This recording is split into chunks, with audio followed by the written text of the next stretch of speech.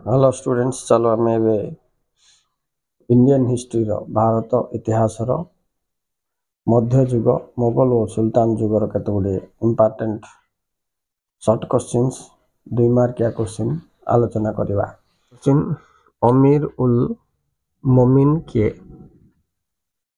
इस्लामीय शासन व्यवस्था रे सर्वोच्च शासनकर्ता को खलीफा बोली कहा जाए और तांको इस्लाम धर्म गुरु बोलिक मध्य कहा जाए काको खलीफा को आ तांकर ना का अमीर उल मोमिन मध्य। ओके, नेक्स्ट दिबा सुल्तान मानकर कार्यावली कौन? देखो, फतवा इ जहानदारी रे सुल्तान मानकर कार्यावली गुड़िक वर्णना कर जायछि। से गुड़िक हला एक प्रजांक द्वंद्व समाधान, तापरे रास्ता घाट को विपद मुक्त करवा और फौजदारी आईन प्रचलन करवा, ता छड़ा कर आदाय करवा। 4टा। नेक्स्ट क्वेश्चन देखो, वाजिर किए? इटा अवश्य 2023 रे आस जायछि पिला माने, किंतु शॉर्ट क्वेश्चन रे 1 मार्क रे थर पके पारे।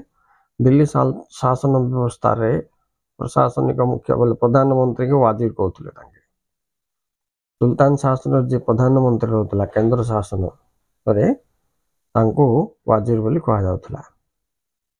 हेला तांकर मुख्य कार्य होची शासन परिचालना रे मंत्रिमंडल रो कार्य बुझिबा तथा राजस्व आदाय करबा। अच्छा, नेक्स्ट जिबा सुल्तान शासन रे सुल्तान शासन रे स्थानीय शासन व्यवस्था किभली थिला लेख बोली कहबो। 2 मार्क तमे एमति लिखियो, सुल्तान शासन रे स्थानीय शासन रो सुविधा दृष्टि विभिन्न अंचल को सिख तथा परगना और ग्राम रे विभक्त करथिले। आ सिख रो अधिकारी को सिखदार बोली कहा जाउथला। सेमती केते गुडे सिख को नेकी गुटे परगना हेतिला। परगना विभक्त होई किरी अमिल कानून को एमाने चौधरी एमाने सिठर शासन दायित्व रहउथले। सेमती ग्राम रो परगना रो ग्राम आसिला, ग्राम रो मुख्य मान्य माने पटुआर, तापरे खुद तापरे मकदम शासन करुथले सेठी गुठी ग्रामांचल रे। ए ना जाके टिक मन रखिबा अछि तो पिलाउने। तापर जिबा नेक्स्ट, अलबर्नी किए? तांकर पूरा नाम कौन? अलबर्नी हेउछंती जने आरब परिव्राजक। तांकर पूरा ना मोहम्मद इबन अहमद अबू रायन अलबर्नी बोली कहा जाउथला। पिलाउने क्वेश्चन टिक आइला भले अछि इंपोर्टेंट। तांकर जन्म तारीख भी मन रखता से 973 ख्रीष्टपूर्व 973 रे उज्बेकिस्तान रो खारिकम नामक स्थान में जन्म ग्रहण करथिले। आ से भारत को केबे आस्थिले बोले महमूदंकर शासन समय रे गजनी को सुल्तान महमूद गजनी नेकी तांको समय रे माने डायरेक्ट तमे एमति लिख दियो 1017 रे भारत को आस्थिले। ओके, अच्छा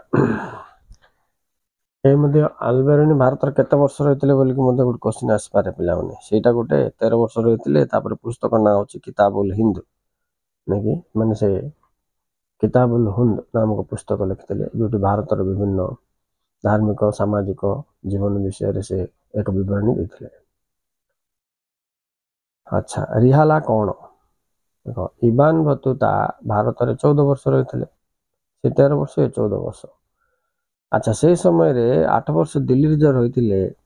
दिल्ली रो विभिन्न टूरिस्ट प्लेस बोल के हम कहि परिबा, भ्रमण रो अभिज्ञता थिबा तांको विभिन्न स्थान बोली दिल्ली तार पाखा पाखे अंचल विषय रे से आरब भाषा रे गुटे ग्रंथ प्रचलन करथिले। तेनु तांको से ना रे रिहोला बोल के कहा जाय छै। 1155 ख्रीष्टाब्द ସରି 1355 ଖ୍ରୀଷ୍ଟାବ୍ଦର କଥା ଏଇଟା। ଠିକ୍ ଅଛି। ନେକ୍ସଟ କ୍ୱେଶ୍ଚିନ୍ ଯିବା, ଫ୍ରାଙ୍କୋଇସ୍ ବର୍ନେୟରଙ୍କ ଭାରତ ବୃତ୍ତାନ୍ତ କିପରି ଥିଲା? ଏଇଟା ଗୋଟେ ଇମ୍ପୋର୍ଟାଣ୍ଟ କ୍ୱେଶ୍ଚିନ୍। ଇଏ ଫ୍ରାଙ୍କୋଇସ୍ ବର୍ନାୟର ମଧ୍ୟଯୁଗର ଆଉ ଗୋଟେ ପରିବ୍ରାଜକ, ଯେ କୋଉଠୁ ଫ୍ରାନ୍ସରୁ ଆସିଥିଲେ, ଫରାସୀରୁ। ଆଚ୍ଛା, ସେ ଭାରତ ବିଷୟରେ ଭଏଜ ଅଫ୍ ବହିର ନାଁ ତାଙ୍କର ହେଉଛି ଭଏଜ ଅଫ୍ ଫ୍ରାଙ୍କୋଇସ୍ ବର୍ନାୟର ବୋଲି କୁହାଯାଉଛି ସେଟା। ଓକେ, ସେ ଭାରତ ଭ୍ରମଣରେ 1656 ଖ୍ରୀଷ୍ଟାବ୍ଦରେ ଆସିଥିଲେ। ସେ 12 ବର୍ଷ ରହିଛନ୍ତି ପିଲାମାନେ। ଶାହଜାହାନଙ୍କ ଦରବାରରେ ତାଙ୍କର ପୁତ୍ର ଦାରାଶିକୋଙ୍କ ଚିକିତ୍ସକ ଭାବେ ନିଯୁକ୍ତି ପାଇଥିଲେ। ସେ ଭାରତର ବିଭିନ୍ନ ସ୍ଥାନ ଆଗ୍ରା, କାଶ୍ମୀର, ବଙ୍ଗ, ମାଛିଲିପାଟନମ ଏସବୁ ଅଞ୍ଚଳ ଭ୍ରମଣ କରିବା କଥା ତାଙ୍କର ପୁସ୍ତକରେ ଦର୍ଶାଇଛନ୍ତି। ତା ଛଡ଼ା ତାଙ୍କର ମୁଖ୍ୟ ବିଷୟ କ'ଣ ଦର୍ଶାଇଛନ୍ତି, ପୁରୀରେ ଜଗନ୍ନାଥ ରଥଯାତ୍ରା ବିଷୟରେ ମଧ୍ୟ ତାଙ୍କ ପୁସ୍ତକରେ ବର୍ଣ୍ଣନା କରିବା ସହିତ ଇଏ ଯେଉଁ ଜାଗିରଦାର ପ୍ରଥା ବୋଲିକି ଯେଉଁ ସୈନିକମାନଙ୍କୁ ଦରମା ନ ଦେଇପାରୁଥିଲେ, କୀର୍ତ୍ତଦାସ ପ୍ରଥା ବିଷୟରେ ମଧ୍ୟ ସେ ଲେଖିଛନ୍ତି। ଆଉ ଜାଗିରଦାର ପ୍ରଥା ବିଷୟରେ ବି ସେ ଲେଖିଛନ୍ତି। ମାନେ ଯେଉଁ ସୈନିକମାନଙ୍କୁ ଦରମା ଦିଆଯାଇ ପାରୁନଥିଲା, ସେମାନଙ୍କୁ ଭୂଖଣ୍ଡ ଦିଆଯାଉଥିଲା, ତାଇଁର ଆୟରେ ପରିବାର ପୋଷଣ ତାଙ୍କେ କରୁଥିଲେ। ଏ ବିଷୟରେ ସେ ତାଙ୍କର ବୃତ୍ତାନ୍ତରେ ଦର୍ଶାଇଛନ୍ତି। ନେକ୍ସଟ ଯିବା, ସୁଲତାନ ଶାସନରେ ଉଚ୍ଚ ପଦାଧିକାରୀ କିଏ କିଏ ଥିଲେ? ଆଚ୍ଛା, ମାନେ ତାଙ୍କର କେନ୍ଦ୍ର ଶାସନ କିଭଳି ଥିଲା ବୋଇଲେ ବି ଏଇଟା ଆନ୍ସର ହେବ ପିଲାମାନେ। ନାୟବ ଟପ୍ରେ ଥିଲା, ତା ତଳକୁ ୱାଜିର ବୋଲି ପ୍ରଧାନମନ୍ତ୍ରୀ, ତା ତଳକୁ ଥିଲା ଅରିଗ ଉ ମାମାଲିକ, ତା ତଳକୁ ଥିଲା ଦିୱାନ ଇ ଇନସା, ତାପରେ ଦିୱାନ ଇ ରସାଲତ, ସୁଦର, କାଜି ଉଲ କାଜତ, ଇଏ ହେଉଛି ନ୍ୟାୟପାଳିକା। ଏମିତି ତାଙ୍କର ବିଭିନ୍ନ ବିଭାଗର ତାଙ୍କର ଶାସନର ପ୍ରମୁଖ ବ୍ୟକ୍ତିମାନେ ଯେଉଁମାନେ ଆମର ଯେମିତି ଏବେ କ୍ୟାବିନେଟ ବୋଲି କହୁଥାଉଛେ ସେ ଟାଇପ। ନେକ୍ସଟ, ସୁଲତାନ ସମୟରେ ଶାସନ ସମୟରେ ନାରୀର ସ୍ଥାନ କିଭଳି ଥିଲା? ଦେଖ, ସୁଲତାନ ଶାସନରେ ନାରୀର ସାମାଜିକ ସ୍ଥିତି, ପଦମର୍ଯ୍ୟାଦା ବହୁ ମାତ୍ରାରେ ସଂକୁଚିତ ହୋଇଥିଲା। ହିନ୍ଦୁ ହେଉ କି ମୁସଲମାନ ନାରୀ ଉଭୟ ବିଭିନ୍ନ କୁସଂସ୍କାର, ବିଭିନ୍ନ ପ୍ରଥା ଦ୍ୱାରା ପରିଚାଳିତ ହେଉଥିଲେ। ତେଣୁ ବହୁତ ସଂକୁଚିତ ହୋଇଥିଲା ତାଙ୍କର ସ୍ୱାଧୀନତା। ତାଙ୍କର ସିଆଡ଼େ ପର୍ଦା ସିଷ୍ଟମ ଥିଲା, ଆମର ବି ଇଆଡ଼େ ସତୀଦାହ ପ୍ରଥା, ବାଲ୍ୟ ବିବାହ, ଇଏ ସବୁ ଦ୍ୱାରା ନାରୀମାନେ ବହୁତ ତଳିତଳାନ୍ତ ହୋଇଯାଇଥିଲେ ସେ ସମୟରେ। ନେକ୍ସଟ କ୍ୱେଶ୍ଚିନ୍ ଦେଖ, କିତାବ ଉଲ ହିନ୍ଦ କିଏ ଓ କେଉଁ ଭାଷାରେ ଲେଖିଥିଲେ? ଏଇଟା ଗୋଟେ ଆସିପାରେ। ତ ଏବେ ମୁଁ କହିଥିଲି ତୁମକୁ ଆଲ ବେରୁଣି କିତାବ ଇଲ ହିନ୍ଦ ପୁସ୍ତକ ଲେଖିଥିଲେ। ଏଥିରେ ସେ କେଉଁ ଭାଷାରେ ବୋଲି ପଚାରିଛି, ସେଟା ଆରବୀୟ ଭାଷାରେ ବୋଲିକି ମନେ ରଖିବାର ଅଛି। ଓକେ, ସେପଟେ ଇମାମ ବତୁତା ଲେଖିଥିବା ପୁସ୍ତକଟା ମଧ୍ୟ ରିହଲା ଯୋଉଟା, ସେ ମଧ୍ୟ ପିଲାମାନେ ଆରବୀ ଭାଷାରେ ଲେଖା ହେଇଛି। ଭାଷାଟା 1 ମାର୍କ ପାଇଁ ଇମ୍ପୋର୍ଟାଣ୍ଟ। ତାପରେ ଆଉ ଗୋଟେ ଇମ୍ପୋର୍ଟାଣ୍ଟ କ୍ୱେଶ୍ଚିନ୍ ଅଛି, ଦେଖ, ବର୍ନାୟର କୀର୍ତ୍ତଦାସ ପ୍ରଥା ଉପରେ ବର୍ନାୟର କ'ଣ ଲେଖିଛନ୍ତି? ଦେଖ, ଫ୍ରାନ୍ସର ପରିବ୍ରାଜକ ସେ ଫ୍ରାଙ୍କୋଇସ୍ ବର୍ନାୟର ତାଙ୍କର ପୁସ୍ତକ ଭଏଜ ଅଫ ବର୍ନାୟର ରେ ସେ କୀର୍ତ୍ତଦାସ ପ୍ରଥା ବିଷୟରେ ଦର୍ଶାଇଛନ୍ତି ଯେ ଏହା ଭାରତରେ ମୋଗଲ ସୁଲତାନ ସମୟରେ ପ୍ରଚଳିତ ବୋଲିକି। ତାଙ୍କ ମତରେ ଭାରତର କୌଣସି ସ୍ଥାନରେ ବହୁ ଲୋକ ଏକତ୍ରିତ ହୋଇଥିଲେ ସେମାନଙ୍କୁ ଜୋର ଜବରଦସ୍ତ ଧରି ନେଇ କୀର୍ତ୍ତଦାସ ଭାବେ ବିକ୍ରି କରୁଥିଲେ ଓ ସେମାନଙ୍କୁ ଜୀବନ ସାରା କୀର୍ତ୍ତଦାସ କରିକି ରଖୁଥିଲେ। ଏ ବ୍ୟବସ୍ଥା ପ୍ରଚଳିତ ଅଛି ବୋଲିକି ସେ ଦର୍ଶାଇଛନ୍ତି। ଆଉ ଗୋଟେ ଇମ୍ପୋର୍ଟାଣ୍ଟ କ୍ୱେଶ୍ଚିନ୍ ଦେଖ, ଚିହିଲମ କ'ଣ? ଏଇଟା ଗୋଟେ ଆଇବାର ଚାନ୍ସ ଅଛି ପିଲାମାନେ ଏ ବର୍ଷ ବେଶୀ। ମୋଗଲ ଯୁଗରେ ସୁଲତାନ ମାନେ ଅନେକ ସାମାଜିକ ଚଳନୀ ସହ ସମ୍ପୃକ୍ତ ଥିଲେ।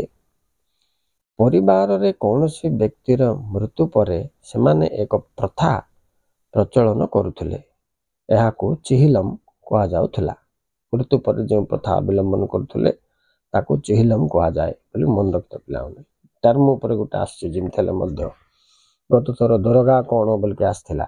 ଦରଗା ବୋଇଲେ କ'ଣ ଯେ ये सूफी सन्त मानकर सौध गुड़ी को दरगाह बोली कहुच्छे। एथर आसिले 1 मार्क आइब जे हिस्ट्री क्वेश्चन प्राय रिपीट हुए ना पिला 2 मार्किया जाक सेटा मन रखता 3 मार्क या 2टा रिपीट हेले हम। Okay students, thank you very much for watching. Please like and subscribe.